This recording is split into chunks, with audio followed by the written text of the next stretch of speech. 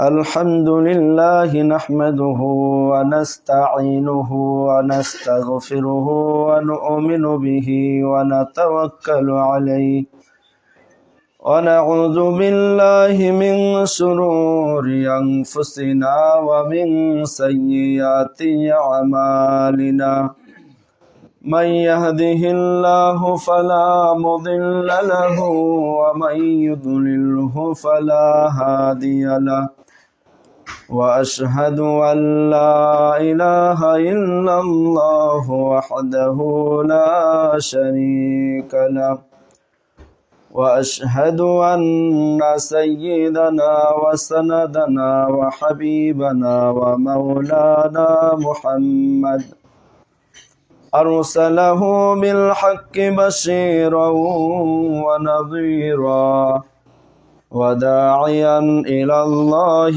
بإذنه وسراجا منيرا فقد قال الله تعالى في كلامه المجيد وفي فرقانه الحميد أما بعد فإن خير الحديث كتاب الله وخير الهدي هدي محمد صلى الله عليه وسلم وشر الأمور محدثاتها وكل محدثة بدعة وكل بدعة ضلالة وكل ضلالة في النار أعوذ بالله من الشيطان الرجيم بسم الله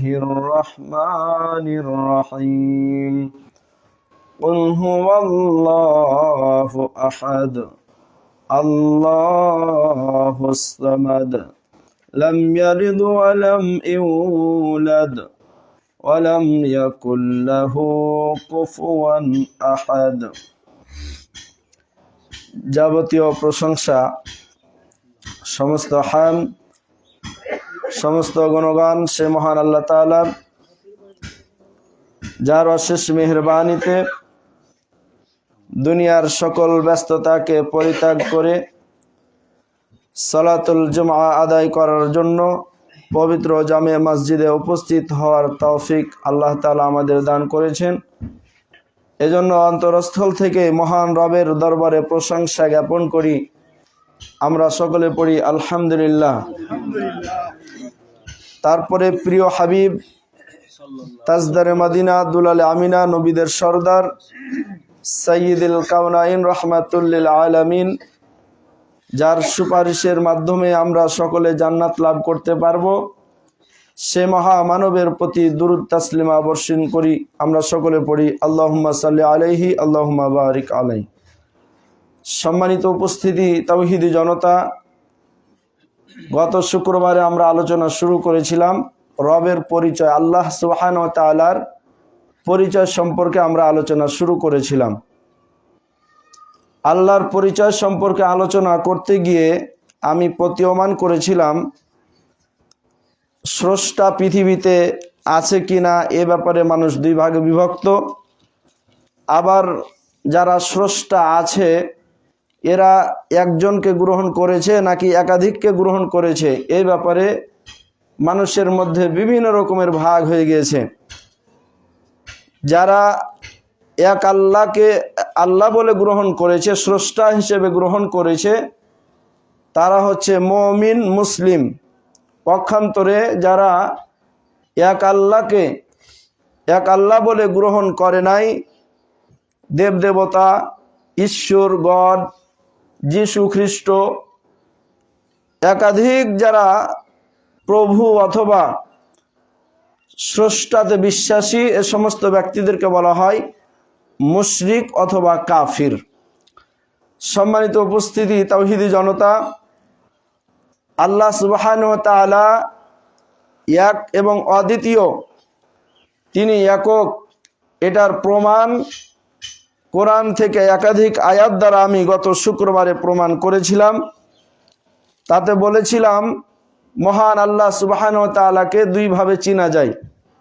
এক নম্বর সত্তাগত গুণাবলী, আর একটা হচ্ছে তার গুণবাচক নামের মাধ্যমে। তাহলে সত্তাগত গুণাবলী, তার উদাহরণ দিয়েছিলাম যে একজন ব্যক্তি, তার দেহ আছে, চোখ আছে, কান আছে, তার 3.5 হাত যে তার দেহ, বডি, এটা তার সত্তা। ঠিক তেমনি আল্লাহ সুবহানাহু ওয়া তাআলার হাত আছে, এটা কোরআন দ্বারা প্রমাণ। আল্লাহ সুবহানাহু ওয়া তাআলার চক্ষু আছে, এটা কোরআন দ্বারা প্রমাণ। আল্লাহ সুবহানাহু ওয়া তাআলার পা আছে, এটাও কোরআন দ্বারা প্রমাণ। আহলুস সুন্নাহ ওয়াল জামাত উলামায়ে কেরাম বলেন যে আল্লাহ সুবহানাহু ওয়া তাআলার সত্তাগত পরিচয় দিতে গিয়ে আমরা কোরআনের ওই আয়াত, সূরা সূরা 11 নম্বর আয়াত আমরা প্রমাণ করব, সেটা আমরা গ্রহণ করব। ওখানে আল্লাহ সুবহানাহু ওয়া তাআলা বলে দিয়েছেন লাইসা কামিসলিহি শাইউন। মহান আল্লাহ সুবহানাহু ওয়া তাআলা এমন স্রষ্টা, এমন সত্তাগতভাবে তিনি স্রষ্টা আল্লাহ, জিনার সাথে অন্য কোনো সৃষ্টির সাদৃশ্য নেই। অর্থাৎ কোন সৃষ্টি, মানুষ, জিন, ফেরেশতা অথবা পশু পাখি যেগুলো হোক না কেন, কোন সৃষ্টির আল্লাহ সুবহানাহু ওয়া তাআলার সাথে সাদৃশ্য নেই। তাহলে আল্লাহ সুবহানাহু ওয়া তাআলার হাত আছে, কোরআন দ্বারা প্রমাণ, এটা কোরআন স্পষ্ট, আমরা কোনো ব্যাখ্যা করতে যাব না। আহলুস সুন্নাহ ওয়াল জামাত এরকম ব্যাখ্যা করেন নাই। তবে আহলুস সুন্নাহ ওয়াল জামাতের বিপরীত যারা রয়েছে, মুতাজিলা, শিয়া অথবা মুজাসসামা, মুশাব্বাহা, এগুলো ইসলামের দল। আগেই বলে রাখি, আল্লাহর হাদিস থেকে প্রমাণ, আল্লাহ রসুলের হাদিস থেকে প্রমাণ। আল্লাহ রসুল বলছেন আমার উম্মত 73টা দলে বিভক্ত হবে। অর্থাৎ মুসলমান দাবি করা এই মানুষগুলো 73 দলে বিভক্ত হবে। 72 দল যাবে জাহান্নামে, একটা দল যাবে জান্নাত। যে দলটা জান্নাতে যাবে সেই দলটার বৈশিষ্ট্য কি আল্লাহ রসুল বলে দিয়েছেন, মা আনা আলাইহি ওয়া আসহাবি। স্পষ্ট বুখারী, মুসলিম সহ একাধিক সিয়াসিত্তার কিতাবগুলো থেকে প্রমাণ। আল্লাহ রসুল বলছেন যে ব্যক্তি আমার এবং আমার সাহাবায়ে কেরামদের রীতিনীতি পদ্ধতির উপরে যারা থাকবে, এই সমস্ত ব্যক্তিরাই হচ্ছে নাজাতপ্রাপ্ত, মুক্তিপ্রাপ্ত এবং জান্নাতি দল। ওলামায়ে মুফাসসিরিনে কেরাম, মুহাদ্দিসিনে কেরাম, ফুকাহায়ে কেরাম, সকল আলেমদের ঐক্যমত, এদের নাম দিয়েছেন আহলুস সুন্নাহ ওয়াল জামাত। তবে বাংলাদেশে নামধারী আহলুস সুন্নাহ ওয়াল জামাত এদের অন্তর্ভুক্ত নয়। বাংলাদেশে আপনার খানকা বাবা, গাজা বাবা অথবা মাজারে, এগুলো সিলেট, চট্টগ্রাম সহ বিভিন্ন জায়গাতে এদের অবস্থান পাবেন। এরা নামে নিজেকে আহলুস সুন্নাহ ওয়াল জামাত দাবি করলেও সাহাবায়ে কেরাম, তাবেঈ এবং তাবে তাবেঈ 3 যুগের, সে স্বর্ণের 3 যুগের ওলামায়ে কেরামদের সাথে তাদের আকীদার কোনো সম্পর্ক নাই, সম্পূর্ণরূপে বিপরীত। তাহলে তিনারা আহলুস সুন্নাহ ওয়াল জামাত দাবি করলেও কোরআন এবং হাদিসের আলোকে, কোরআন ও সহিহ হাদিসের আলোকে তাদের আকীদা আমরা সাহাবায়ে কেরামদের সাথে মিল পাই না। এজন্য তারা দাবি করলেও আমরা তাদেরকে আহলুস সুন্নাহ ওয়াল জামাতের অন্তর্ভুক্ত করব না। তাহলে আহলুস সুন্নাহ ওয়াল জামাত যারা কোরআন এবং হাদিসের আলোকে যাদের আকীদা, ঈমান, তাওহীদ মিলবে, এই সমস্ত ব্যক্তিদেরকে বলা হয় আহলুস সুন্নাহ ওয়াল জামাত। এই আহলুস সুন্নাহ ওয়াল জামাতের আকীদা হলো আল্লাহ সুবহানাহু ওয়া তাআলার যে হাত রয়েছে, আল্লাহ সুবহানাহু ওয়া তাআলার পায়ের কথা বলা হয়েছে, আল্লাহ সুবহানাহু ওয়া তাআলার যে চোখের কথা বলা হয়েছে, কোরআনে যতটুকু যেভাবে আল্লাহর সত্তাগত গুণাবলী হিসেবে আমরা যতটুকু পরিচয় পাই, কোরআন এবং সহিহ হাদিসের আলোকে আমরা ততটুকুর উপরে ঈমান আনব। এটা হচ্ছে আল্লাহকে সত্তাগতভাবে বিশ্বাস করা। কথা বুঝতে পারছি? সম্মানিত উপস্থিত মুসল্লিন আজম, তাহলে আমরা এক আল্লাহকে চিনতে পারলাম। তিনার পরিচয় দিতে গিয়ে আল্লাহ সুবহানাহু ওয়া তাআলা নিজেই সূরা ইখলাস নাজিল করছেন। এই সূরার নাজিলের শানে নুজুল, কেন নাজিল হয়েছে, কখন নাজিল হয়েছে, এ সম্পর্কে মুফাসসিরিনে কেরাম বলেন, আল্লাহ রাসূল সাল্লাল্লাহু আলাইহি ওয়াসাল্লাম একদিন সাহাবায়ে কেরামদেরকে নিয়ে মুশরিকদের সামনে রহমান, রহিম এ সমস্ত নামগুলো পাঠ করছে। আল্লাহ সুবহানাহু ওয়া তাআলার পরিচয় তুলে ধরছে। ধরার পরে সে সময়ের মুশরিকরা আল্লাহ রসুলকে জিজ্ঞাসা করছে, হে মুহাম্মদ, রহমান এবং রহিমটা কে? আল্লাহ তুমি যে বলছো, এই আল্লাহটা কে? এর পরিচয় দিতে গিয়ে মহান আল্লাহ সুবহানাহু ওয়া তাআলা সূরা ইখলাস নাজিল করে বলছেন, ইয়া রাসূলুল্লাহ, হে রাসূল, কুল আপনি বলে দিন, হুয়াল্লাহু আহাদ, কুল হুয়াল্লাহু আহাদ, হে রাসূল আপনি বলে দিন আল্লাহ সুবহানাহু ওয়া তাআলা এক এবং অদ্বিতীয়, যেটা আমি গত শুক্রবার থেকে বলে আসছি। কথা বুঝতে পারছেন? তারপরে আল্লাহ সুবহানাহু ওয়া তাআলা পরিচয় দিতে গিয়ে বলেন আল্লাহুস সামাদ। আল্লাহ সুবহানাহু ওয়া তাআলা এমন একজন স্রষ্টা, তিনি এমন একজন সত্তা যে আল্লাহ সুবহানাহু ওয়া তাআলা হচ্ছেন আস-সামাদ। আস-সামাদ কাকে বলে? আস-সামাদ শব্দের শাব্দিক অর্থ হচ্ছে মুখাফেকিহীন, যার কোনো প্রয়োজন থাকে না। মানুষকে আল্লাহ সৃষ্টি করেছেন ইবাদতের জন্য, কিন্তু ইবাদত করা কি জরুরি? কথা বলেন। আল্লাহ সুবহানাহু ওয়া তাআলার জন্য যদি আমরা নামাজ পড়তে না আসি, এজন্য কি আল্লাহ আটকে যাবে? আল্লাহ আটকে যাবে না। এর আগে ধারাবাহিক আলোচনা করে দিয়ে আপনাদেরকে বুঝিয়েছি, কোনো মানুষ যদি সালাত আদায় করতে আসে, এটা মূলত তার ফালি নাফসি, তার নিজের জন্য আসে। কথা বুঝতে পারছেন? তাহলে নামাজ পড়া, হজ করা, যাকাত দেওয়া, যাবতীয় সৎ আমল করা, এ সমস্ত কাজগুলো মূলত কাদের জন্য? আমাদেরই জন্য, আমাদের কল্যাণের জন্য। তাহলে আল্লাহ সুবহানাহু ওয়া তাআলা বলছেন তোমাকে সৃষ্টি করেছে ইবাদতের জন্য। তার মানে এটা নয় তোমার ইবাদত ছাড়া, তোমার নামাজ, রোজা, দান, খয়রাত, যাকাত ছাড়া আমি চলতে পারবো না, বিষয়টা এরকম নয়। আল্লাহ এগুলো থেকে সম্পূর্ণরূপে মুখাফেকিহীন। আল্লাহ সুবহানাহু ওয়া তাআলা মানুষকে সৃষ্টি করেছেন, আর মানুষ একটা বস্তু সৃষ্টি করে। পার্থক্য দেখেন, মানুষ সৃষ্টি করে, মনে করেন কম্পিউটার সৃষ্টি করেছে, তো কম্পিউটার সৃষ্টি করার মধ্যে যেগুলো মাধ্যম, এই মাধ্যমগুলোর মুখাপেক্ষী নয় মানুষ। কথা বলেন, মুখাপেক্ষী না? কথা বলেন। যেমন আপনি বাড়ি তৈরি করবেন, বাড়ি তৈরি কি এমনি করতে পারবেন? ইট লাগবে, লোহা লাগবে না? ইট, লোহা, রড, বালু, সিমেন্ট ইত্যাদি লাগবে। কথা বুঝতে পারছেন? তাহলে মানুষ স্রষ্টা, মানুষ সৃষ্টি করে কোনো কিছুর মাধ্যমে, সে নিজে করতে পারে না। কিন্তু আল্লাহ সুবহানাহু ওয়া তাআলা হচ্ছেন এমন স্রষ্টা, তিনি হচ্ছেন কুন ফায়াকুন। আল্লাহ সুবহানাহু ওয়া তাআলা যখন বলে তুমি হও, ফায়াকুন, সেটার সাথে সাথে কি হয়ে যায়? হয়ে যায়। কথা বুঝতে পারছেন? তাহলে আল্লাহ সুবহানাহু ওয়া তাআলা হচ্ছেন সমাদ। তিনি হাতুড়, লোহা, সিমেন্ট এগুলোর কোনো প্রয়োজন লাগে না। কোনো বাড়ি তৈরি করতে চাইলে হও, হয়ে যায়। কথা বুঝতে পারছেন? তাহলে আমরা সমাদ শব্দের অর্থ বুঝতে পারলাম। আর সমাদ তিনি হচ্ছেন, আল্লাহ হচ্ছেন আর সমাদ, অর্থাৎ সকল কিছু থেকে তিনি মুখাপেক্ষীহীন। তারপরে আল্লাহ সুবহানাহু ওয়া তাআলা পরিচয় তুলে ধরছেন লাম ইয়ালিদ ওয়ালাম ইউলাদ। মহান আল্লাহ সুবহানাহু ওয়া তাআলা এমন সত্তা যিনি কাউকে জন্ম দেননি, যেটা ইহুদি খ্রিস্টানরা বলে থাকে যে আল্লাহ সুবহানাহু ওয়া তাআলা জন্ম দিয়েছেন ঈসা আলাইহিস সালামকে। নাউজুবিল্লাহ বলবেন না? তাহলে আল্লাহ সুবহানাহু ওয়া তাআলা মরিয়ম আলাইহিস সালামের মাধ্যমে ঈসা আলাইহিস সালামকে জন্ম দিয়েছে, এটা আকীদা হলো যীশু খ্রিস্ট, যারা খ্রিস্টান যারা, তাদের আকীদা, তাদের ধর্ম বিশ্বাস এটা। তো আল্লাহ বলছেন লাম ইয়ালিদ ওয়ালাম ইউলাদ।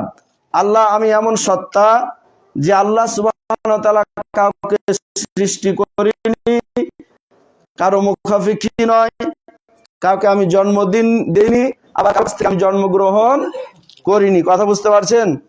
তারপরে আল্লাহ বলছেন ওয়ালাম ইয়াকুল্লাহু কুফুয়ান আহাদ।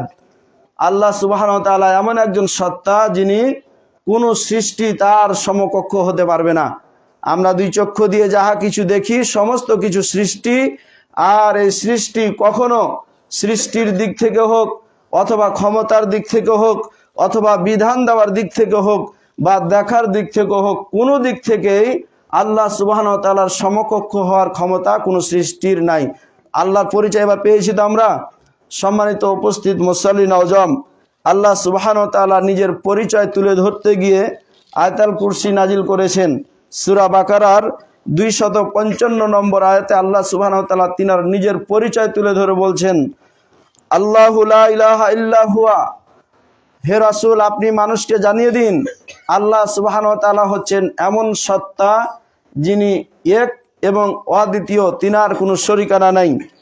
আল হাইয়ু আল কাইয়ুম, তিনি হচ্ছেন চিরঞ্জীব এবং তিনি চিরস্থায়ী। চিরঞ্জীব মানে কি?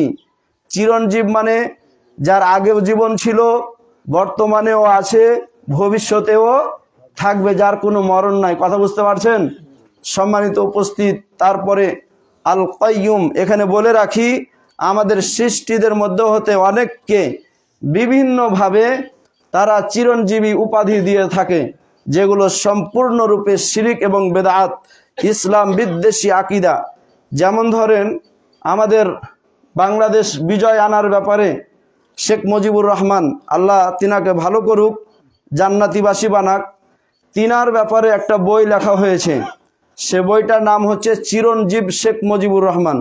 চিরঞ্জীব শেখ মুজিবুর রহমান। কথা বুঝতে পারছেন? আমাদের চাপাই সহ বিভিন্ন লাইব্রেরিতে বইগুলো পাবেন, বুক ডিপোট সহ বিভিন্ন লাইব্রেরিতে বইগুলো পাবেন। তাহলে চিরঞ্জীব শেখ মুজিবুর রহমান, তাহলে শেখ মুজিবুর রহমানের সাথে এই চিরঞ্জীব কথাটা, গুণবাচক শব্দটাকে কি করা হয়েছে? সংযুক্ত করা হয়েছে। এটা সম্পূর্ণরূপে ইসলাম বিদ্বেষী একটা আকিদা, কোরআন এবং সহিহ হাদিসের বিদ্বেষী এটা একটা ধারণা, এটা চিন্তাধারা। এগুলোকে আমাদের বর্জন করতে হবে। যদি করতে পারি তাহলে আমরা তাওহীদওয়ালা, যদি করতে না পারি তাহলে আমাদের আকিদার মধ্যে গন্ডগোল রয়েছে, আমাদের ভিতরে শিরক রয়েছে। আল্লাহ তাআলা আমাদের বুঝার তৌফিক দান করে বলে আল্লাহুম্মা আমিন।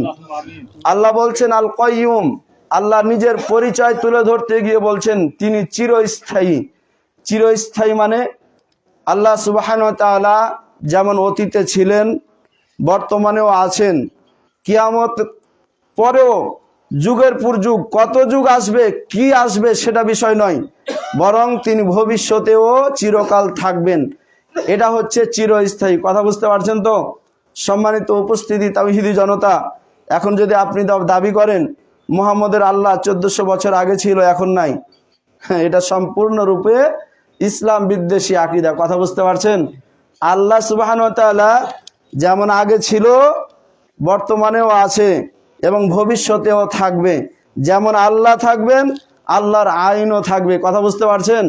পার্লামেন্ট সহ সমাজ, আমাদের পরিবার, আমাদের ব্যক্তির মধ্যে সর্ব জায়গায় আল্লাহ যেমন স্থায়ী, আল্লাহ সুবহানাহু ওয়া তাআলা যেমন চিরস্থায়ী, আল্লাহ সুবহানাহু ওয়া তাআলা যেমন কায়েম অটল থাকনেওয়ালা, ঠিক তেমনি আল্লাহ সুবহানাহু ওয়া তাআলার পক্ষ থেকে যে আইন, যে নিয়ম, যে বিধিবিধান, যে কিতাব এবং রাসূলের মাধ্যমে যে সহিহ হাদিস আল্লাহ তাআলা আমাদেরকে দিয়েছেন, সেগুলো চিরস্থায়ী। এখন যদি কোনো মানুষ দাবি করে সেই সময় জাহিলিয়াতের যুগে আল্লাহর পক্ষ থেকে আনিত সে বিধান চলছিল, কিন্তু এখন চলবে না, তাহলে আল্লাহর এই আইনকে, আল্লাহর এই চিরস্থায়ীকে ঘোষণা দেওয়া আপনার টিকলো না। যেটা আমাদের পার্লামেন্টে অনেক দীর্ঘ 16 বছরে স্বৈরাতন্ত্র, স্বৈরাচারী নীতিমালার পদ্ধতিতে আমলিগ শাসনতন্ত্র চলেছে, তাদের প্রত্যেকটা মন্ত্রীদের মুখ থেকে একই কথা বের হয়েছে, সেই সময়ের বর্বরতার যুগের আইন বর্তমান সময় চলবে না, এরকম কথা বলে বলে তারা রাষ্ট্র পরিচালনা করেছে।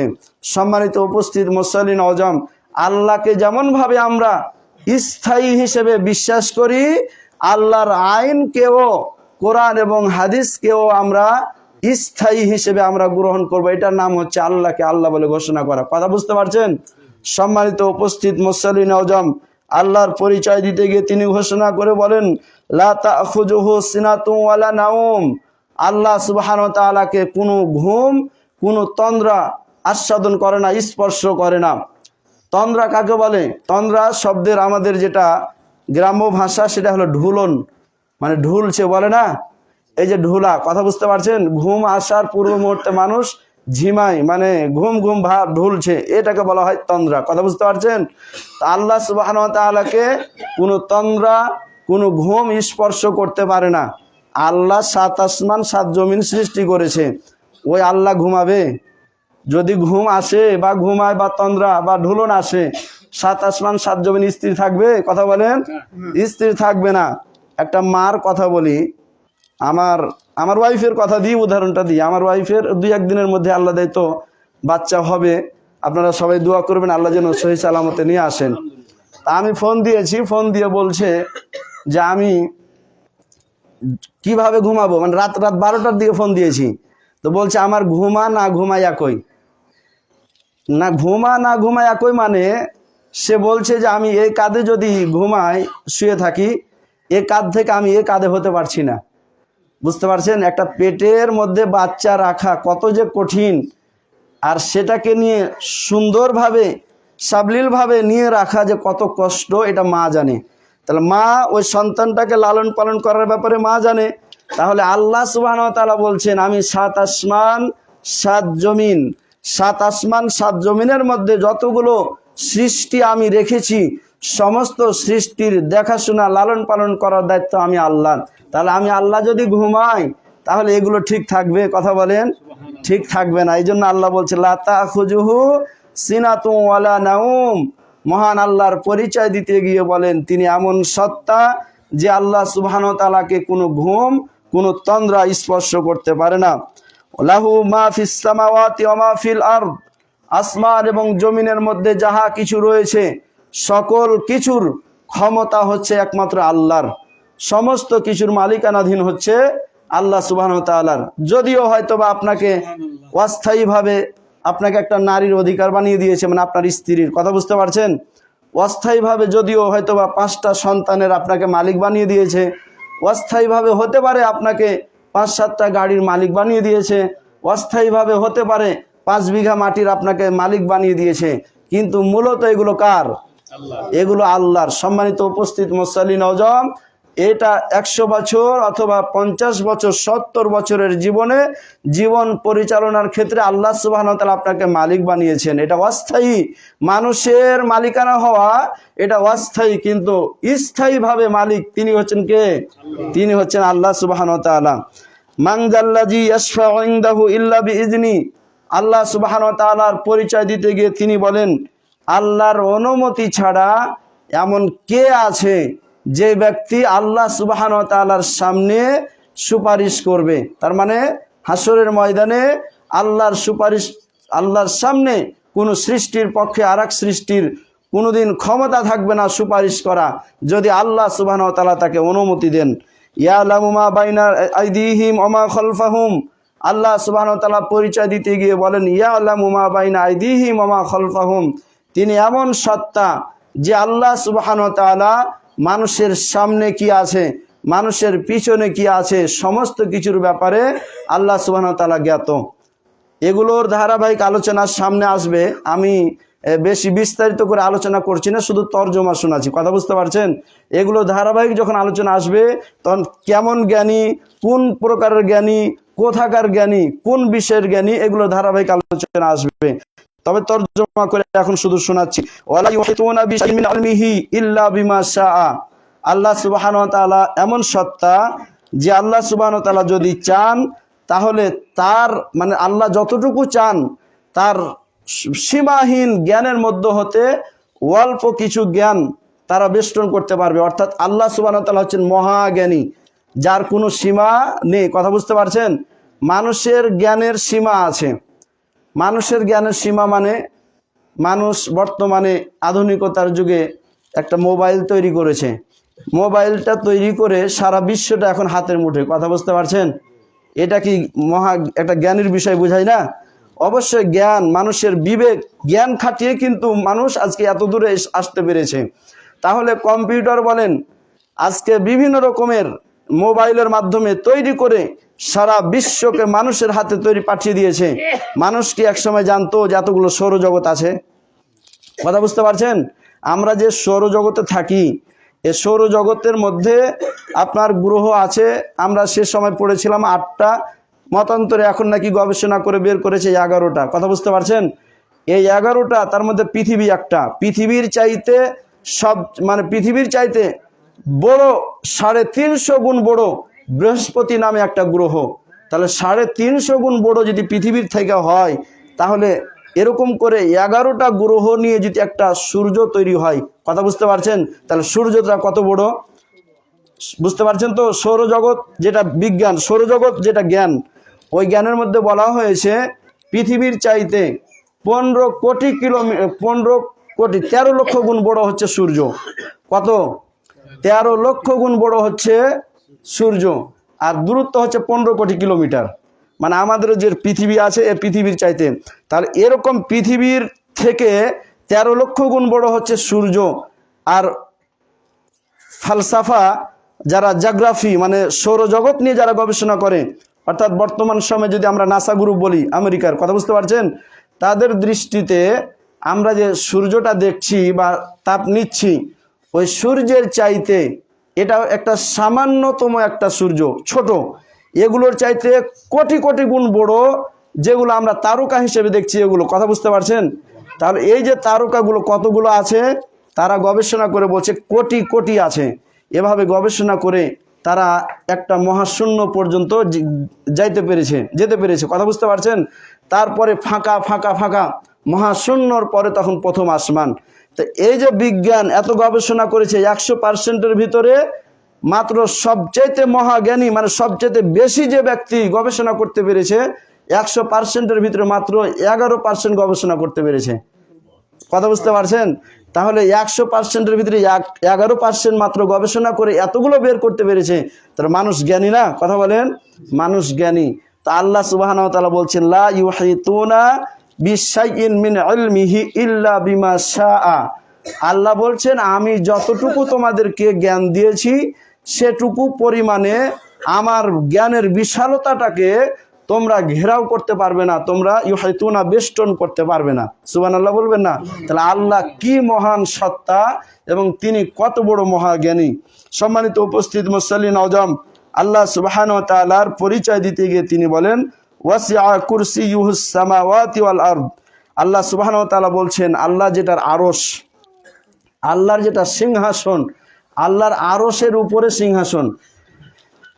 তাহলে দেখেন কয়েকটা 11টা সৌরজগৎ নিয়ে, 11টা গ্রহ নিয়ে একটা সূর্য, কথা বুঝতে পারছেন, কোটি কোটি সৌরজগৎ নিয়ে একটা গ্যালাক্সি তৈরি, লক্ষ লক্ষ গ্যালাক্সি নিয়ে একটা সুপার ক্লাস্টার তৈরি, হাজার হাজার ক্লাস্টার নিয়ে সুপার ক্লাস্টার, তারপর ত্রিপুল ক্লাস্টার, এভাবে করতে করতে করতে করতে মহাশূন্য, তারপর প্রথম আসমান।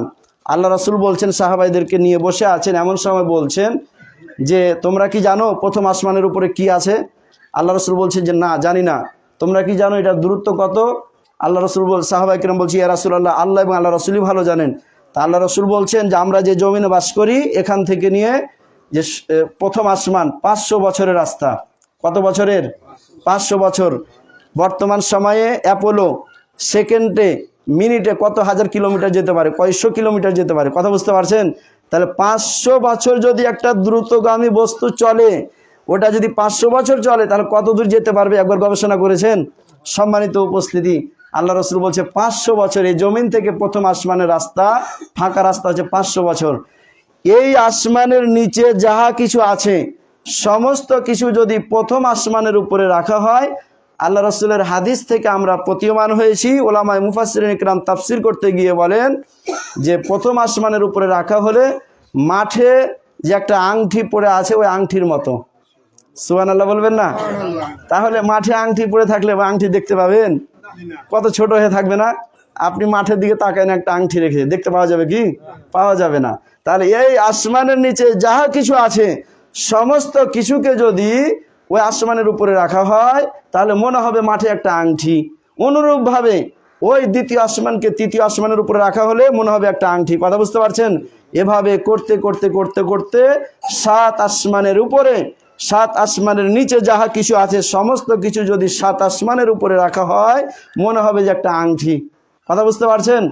ওখান থেকে নিয়ে আল্লাহ রাসূল বলছেন, আহমদ শরীফের হাদিস, ওখান থেকে নিয়ে 1000 বছর এর পথ বয়ে যেতে হবে, এরকম উপরে আল্লাহ সুবহানাহু ওয়া তাআলার আরশ বা বৈঠক আছে, কথা বুঝতে পারছেন। ওই আরশের উপরে আল্লাহ সুবহানাহু ওয়া তাআলার চেয়ার বা সিংহাসন, যেটা আমরা চেয়ার বলে থাকি, মানুষ বসার জন্য চেয়ার করে না, ওই সিংহাসন আল্লাহ সুবহানাহু ওয়া তাআলা যেখানে সমুন্নত হয়েছেন, উঠেছেন, ওই ওই চেয়ারটা ওখানে আছে, সিংহাসনটা ওখানে আছে, কথা বুঝতে পারছেন তো। তো ওই আল্লাহ সুবহানাহু ওয়া তাআলা বলছেন ওয়াসিআ কুরসিয়ুহুস সামাওয়াতি ওয়াল আরদ, 7 আসমান আর 7 জমিন সমস্ত কিছুকে প্রশস্ত করে বেষ্টন করে নিয়ে আছে আল্লাহ সুবহানাহু ওয়া তাআলার সেই সিংহাসনটা, চেয়ারটা। গবেষণা করছেন তো? সম্মানিত উপস্থিত, চিন্তা করবেন আল্লাহর মহত্ব, আল্লাহর বিশালতা, আল্লাহর মহান অবস্থাগুলো আপনারা অবশ্যই জানতে পারবেন। আল্লাহ সুবহানাহু ওয়া তাআলা বলছেন ওয়ালা ইয়াউদুহু হিফযুহুমা ওয়া হুয়াল আলিউল আযীম। আল্লাহ সুবহানাহু ওয়া তাআলা যে আসমান তৈরি করলেন, জমিন তৈরি করলেন, তাহলে আসমান, জমিন আর চেয়ার, তারপরে সিংহাসন আর আল্লাহর বৈঠক আসর, আরশ, এগুলো সংরক্ষণ করতে মনে হয় আল্লাহ ক্লান্ত বোধ হয় নাকি? as-সামাদ আগেই বলেছি, এগুলো আল্লাহ সুবহানাহু ওয়া তাআলা কি করেন না? ক্লান্ত বোধ করেন না, আল্লাহকে কষ্ট দেন না। এগুলো কখনোই আল্লাহ সুবহানাহু ওয়া তাআলার কাছে এগুলো কোনো কিছুই কঠিন নয়, মুখাপেক্ষী নয়। আল্লাহ সুবহানাহু ওয়া তাআলা সব কিছু এগুলো সমাধানভাবে করতে পারেন। সম্মানিত উপস্থিত মুসল্লি নওজম, সংক্ষেপভাবে আমরা আল্লাহ সুবহানাহু ওয়া তাআলার পরিচয় তুলে ধরলাম। তাহলে আমরা বুঝতে পারলাম আল্লাহ সুবহানাহু ওয়া তাআলা এক এবং অদ্বিতীয়, কোনো সৃষ্টি তিনার ধারে কাছে যেতে পারবে না। আল্লাহ সুবহানাহু ওয়া তাআলার সাথে কোনো সৃষ্টিও সাদৃশ্য রাখতে পারবে না। এই আল্লাহকে যদি আমরা পার্লামেন্ট সহ সমাজ, রাষ্ট্র, আমাদের পরিবার, আমাদের মাঠে ঘাটে, বিচারে এবং সর্বাঙ্গনে যদি আমরা এক আল্লাহকে গ্রহণ করি, তাহলে আমরা হব তাওহীদবাদী, আমরা হব মুওয়াহহিদ এবং আমরা হব আস্তিক। পক্ষান্তরে কোনো একটা ক্ষেত্রে যদি পার্লামেন্টে যদি আমরা আল্লাহকে অস্বীকার করি, মানব রচিত বিধান দিয়ে রাষ্ট্র পরিচালনা করি, তাহলে আল্লাহর তাওহীদ আমাদের নষ্ট হয়ে গেল।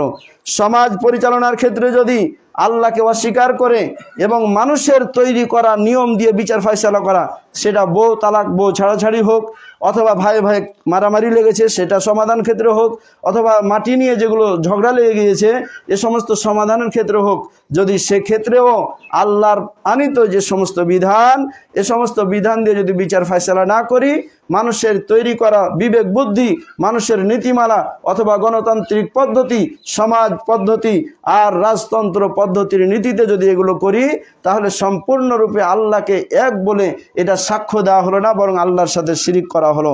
সম্মানিত উপস্থিত মুসল্লি নওজম, এই যে আমরা এক আল্লাহকে যে আমরা এক বলে দাবি করব, এটাকে বলা হয় তাওহীদ। এই তাওহীদটা হচ্ছে তিন প্রকার। কয় প্রকার? তাওহীদটা হচ্ছে তিন প্রকার। এক নম্বর তাওহীদের রুবুবিয়াত।